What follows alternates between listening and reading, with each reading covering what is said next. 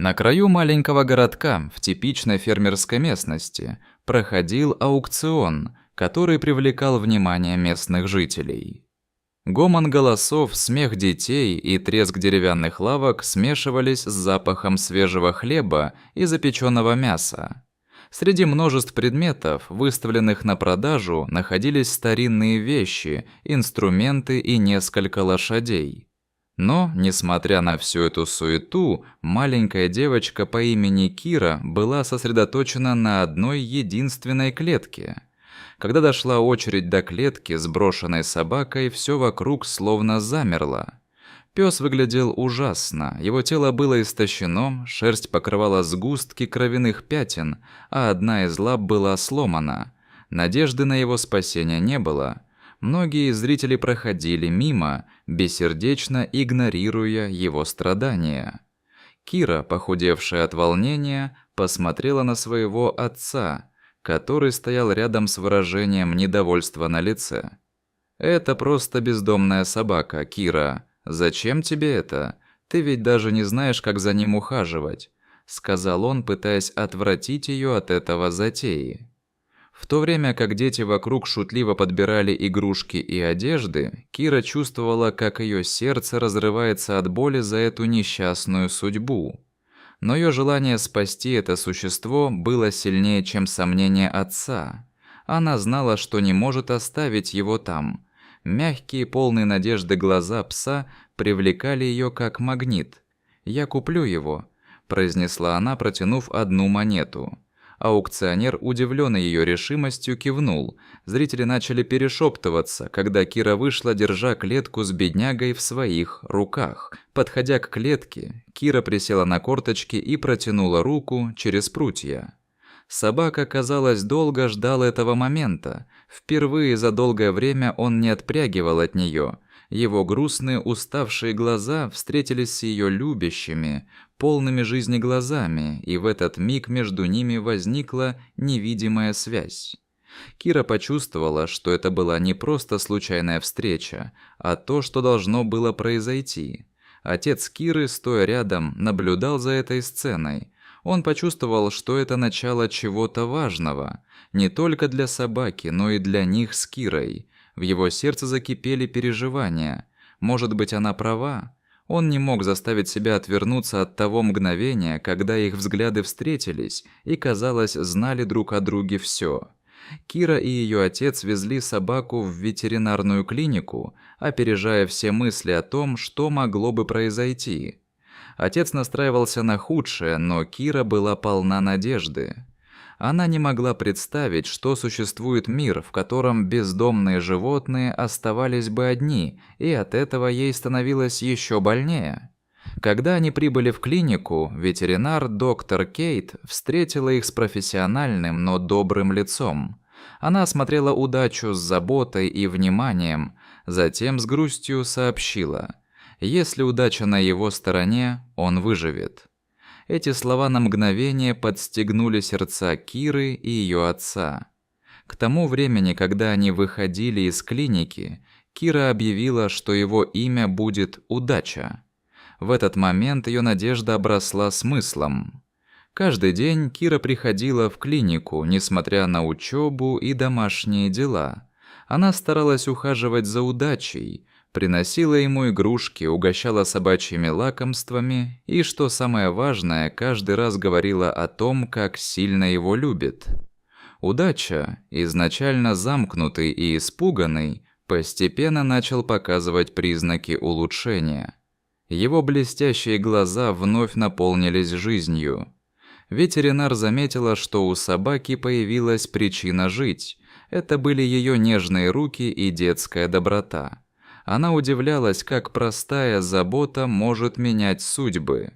Однажды, когда Кира развязывала повязку на лапе Удачи, доктор Кейт подошла ближе и отметила, что на бедре собаки есть военная метка. «Этот пес был поисковым», — пояснила она. Кира с удивлением осознала, что судьба Удачи была более значимой, чем она могла представить. Его жизнь полна была приключений и, возможно, героизма.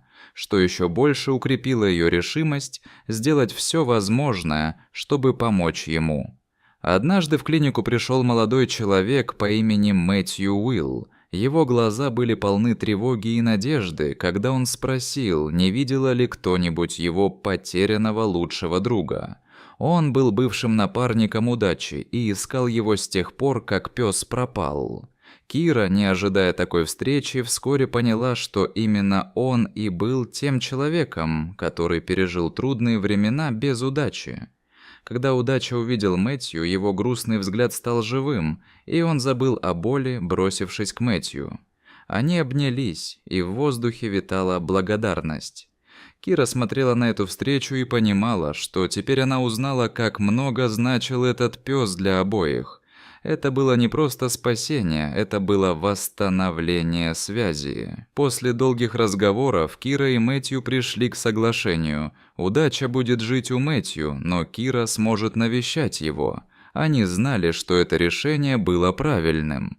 Удача возвращался к своему прошлому, но все еще оставался в жизни Киры. Это сотрудничество давало им обоим возможность следить за его благополучием. История их дружбы стала символом надежды в городке, вдохновляя других заботиться о бездомных животных. Местные жители начали обсуждать, как они тоже могут помочь, что лишний раз подтверждало необходимость заботиться о каждом создании. Несколько месяцев спустя Киру пригласили на церемонию, где ей вручили медаль за сострадание. Она стояла перед толпой, светясь от счастья, и, принимая награду, заявила: «Никто не должен быть один». Эти слова отразили ее сердце, полное любви к удаче и всем, кто нуждался в помощи. Аудитория всплеснула одобрительное «браво», и Кира почувствовала, что на самом деле делала что-то важное. С этой медалью она осознала, что ее действия могут вдохновить других. Каждое доброе дело может быть маленьким шагом к большому изменению.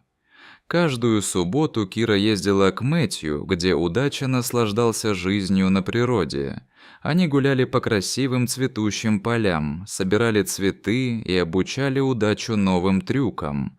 Мэтью делал фотосессии с Кирой и удачей, которые становились все более популярными в округе. Эти изображения помогали людям понимать, в каждом животном скрыта история, которая заслуживает внимания и любви. Между Кирой и Мэтью возникла особая связь, основанная на благодарности и тепле. Они делились своими мечтами и страхами, становясь не только друзьями, но и настоящими соратниками в деле милосердия. В один из таких дней Мэтью подарил Кире кулон в форме лапы. «Вот это тебе», — сказал он с доброй улыбкой. «Добро, которое ты сделала, никогда не исчезает.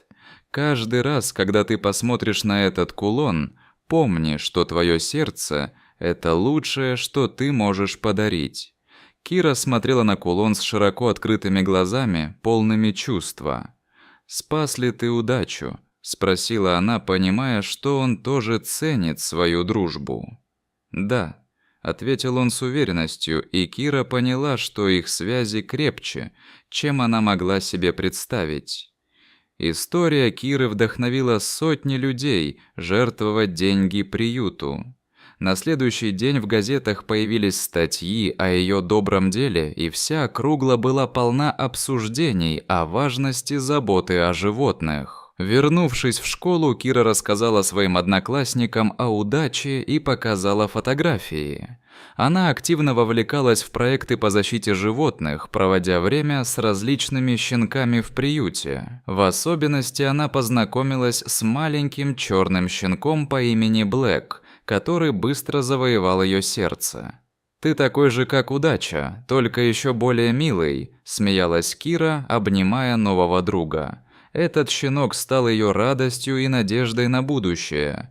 Каждый визит в приют приносил ей счастье и подтверждение, что ее усилия не пропали даром.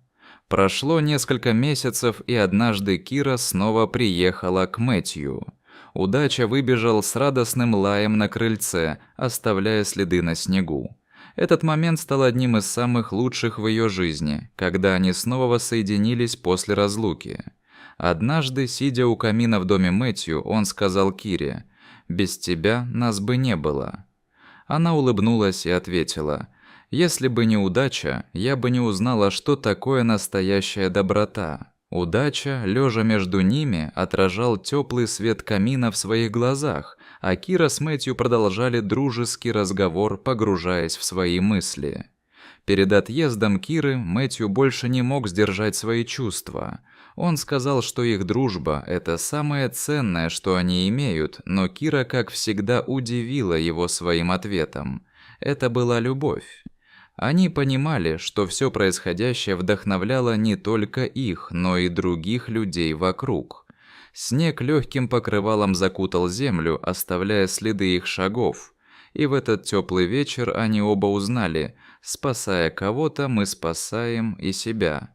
Вечернее спокойствие, расположение к доброте и тому, что они сделали вместе, наполняло воздух легкостью и счастьем. Таким образом, история Киры и удачи, полная любви и сострадания, продолжала вдохновлять и привносить свет в жизни других. Они поняли, что доброта – это сила, способная изменить мир. Каждый день они учились и рассказывали другим о важности любви и заботы о тех, кто нуждается в помощи.